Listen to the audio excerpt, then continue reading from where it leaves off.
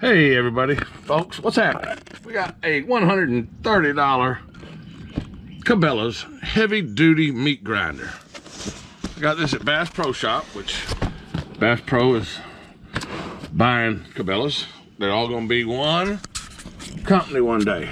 It's gonna be called Bass Pro, I'm pretty sure, but I would prefer the name Cabela's if you ask me. I like that, sounds a lot better to me than Bass Pro Shop. Bass Pro just sounds too freaking funky. Anyhow, I'm gonna try this grinder out today. I have 6 pounds of venison that I need to grind up. I got 2.1 pounds of pork fat. I've weighed it out on my scale here, so I know the ratio.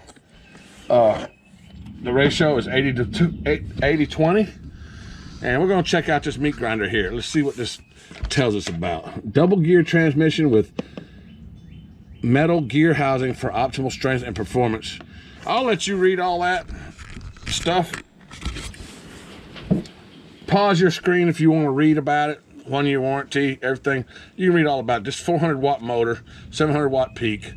I believe it does have a reversible switch, so you can, send it in reverse if you need to. One thing I would like to have with this is a foot pedal, so I don't have to touch the switch to turn it on and off whenever I have meat on my hands. That being said, let's unbox it. All right, hope we got a good spot there. Let's see what they got. Move this back out of the way. That's a book. Warning, stop. Do not return this to the place of purchase.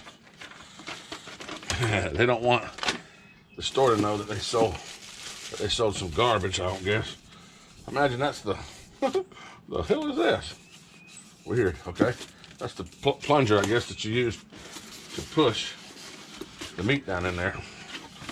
Let's see if there's an easier way to take this out than trying to dig it out of that. If I open both sides of the box, maybe it falls out. Nope, that ain't gonna work. So I'll just do it like this. I'll flip it upside down, just lift the box off of it.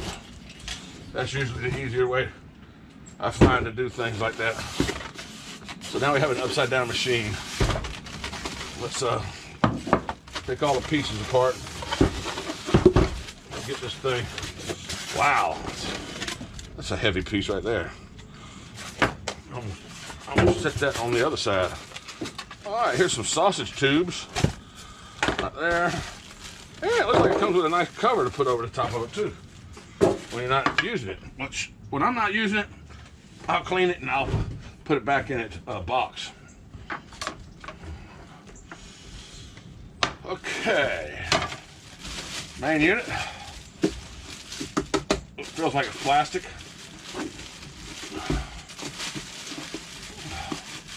This is the motor housing. Looks good. Really good looking machine. Let's save all that stuff. This is what you got. Off, stuff, grind, and then reverse. Reverse is a spring-loaded switch, so it doesn't just stay on reverse. It only allows you to, it's a momentary switch, I'd call it. All right. Underneath here is cord storage. Wrap your cord up. Let's get our cord out of there and get it ready to plug in. It also looks like there's a fuse here, a reset, kind of like a circuit breaker. What would you call that? There's on the bottom here. There's a reset button, so that would be a circuit breaker. Okay, that's a circuit breaker. If you overload it or overheat it, I guess it's gonna do that. All right, so let's put this thing together. I don't even need that. I'm pretty good at building things, so I will not be using the sausage stuffer in this video, but I'll show it to you just in case. You get large sausage, medium sausage, small sausage. You get the idea. That's what comes with it. If you're going to make some sausage, which I am not. Set that to the side for now. What I'm going to do is make some venison burger.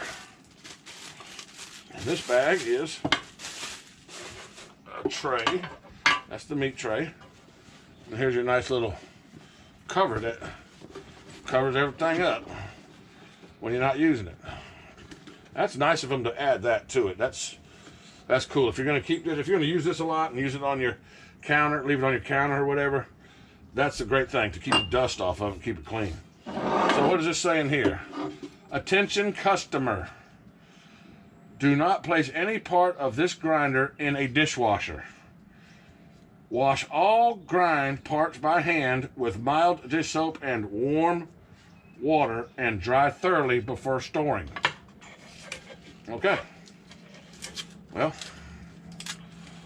fine. You gotta wash it by hand. So, I'm gonna read a little bit about it first. I'm not just gonna jump into this like most people would. I'm gonna actually get into the instructions, and I'll be back after that because safety is first. And when you're using something like this, safety is pretty important, folks. You know, this is something that can really hurt you. You take your finger off. Your finger will turn into sausage. Be right back. I'm going to talk to you as I go a little bit. Read this real quick. To lock the head in firmly, push down on the locking lever until it is tight. The lever will not reach the bottom position. This is normal. What they're talking about here is this lever right here. Okay? It's not going to go all the way down to where it says, you know, you see the little lock right there on the side. It doesn't reach that. Just push that down firmly until it stops. That's locking your head in place. Okay, I thought that might be important to show you that. All right, and it's also important to show you this. Everything's unplugged while I'm assembling this product. Okay, folks, when you get this, this is put together like this.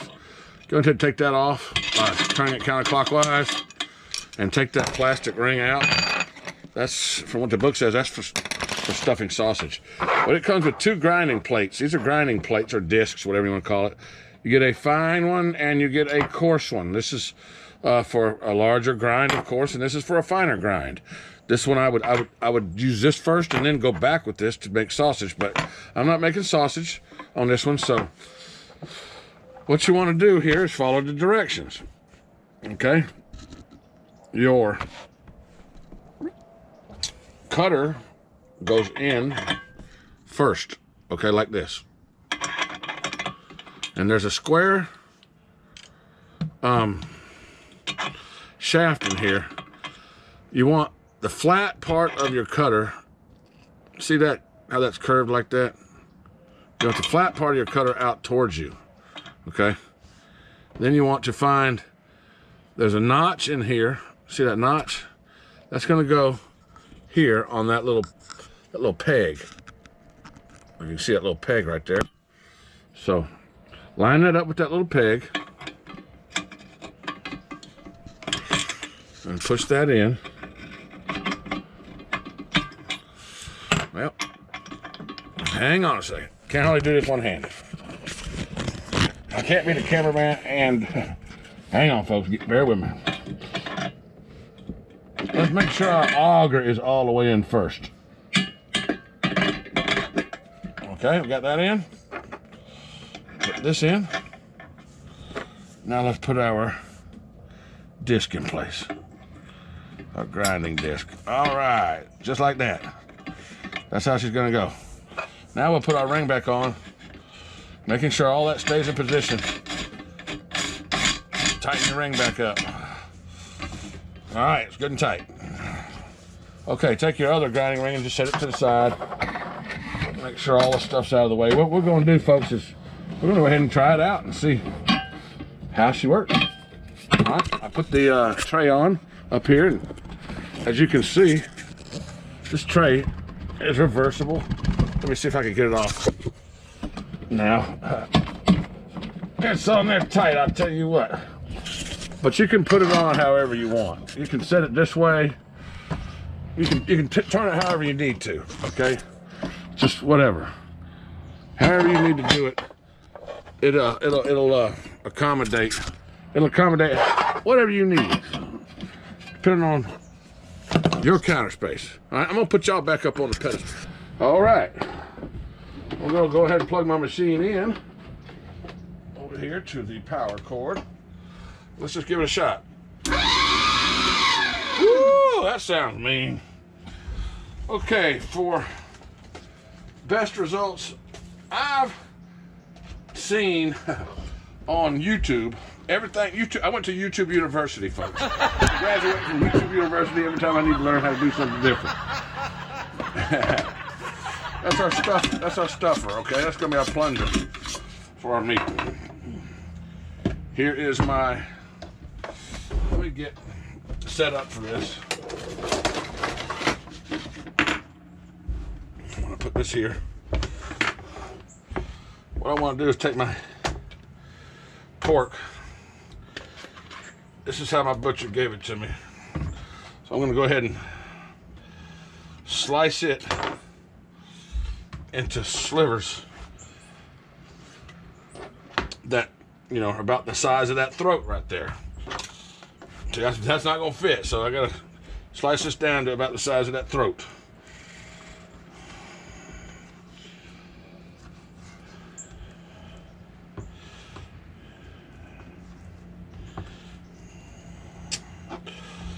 Probably need to sharpen that knife.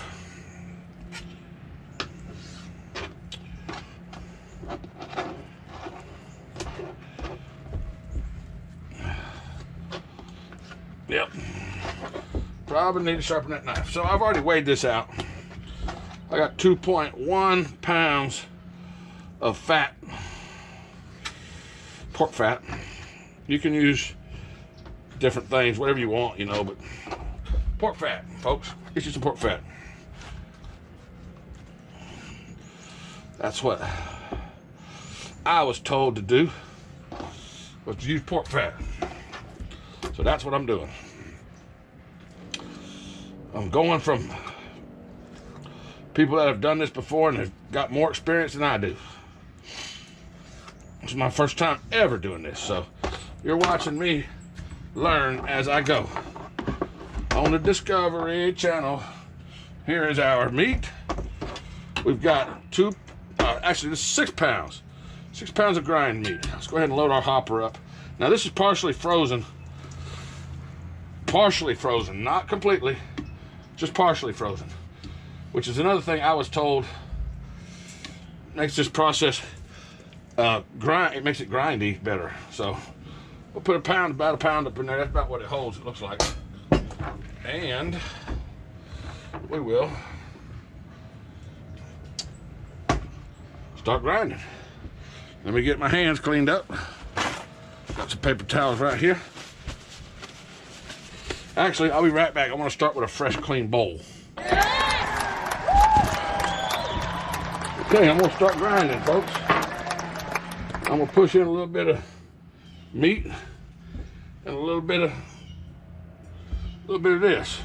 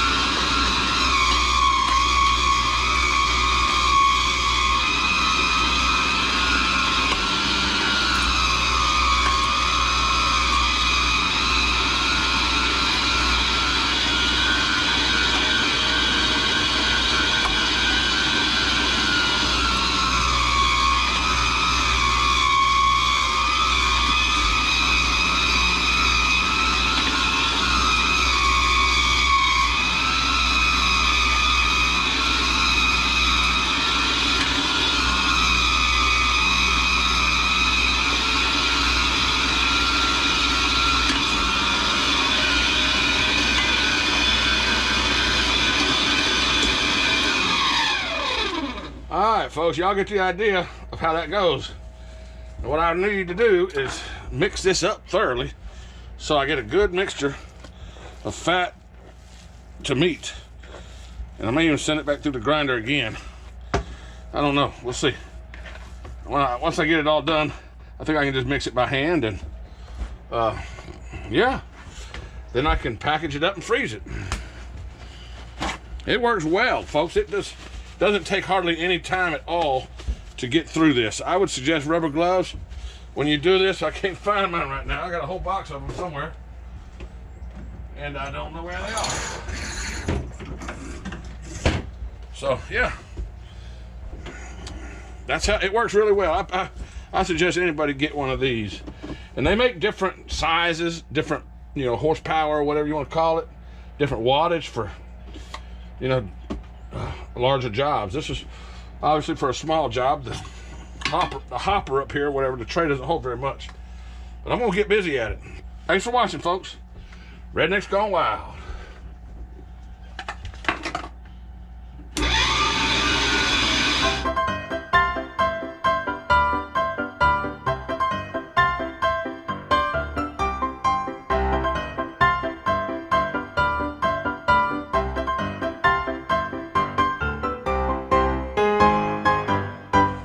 Okay, that's that.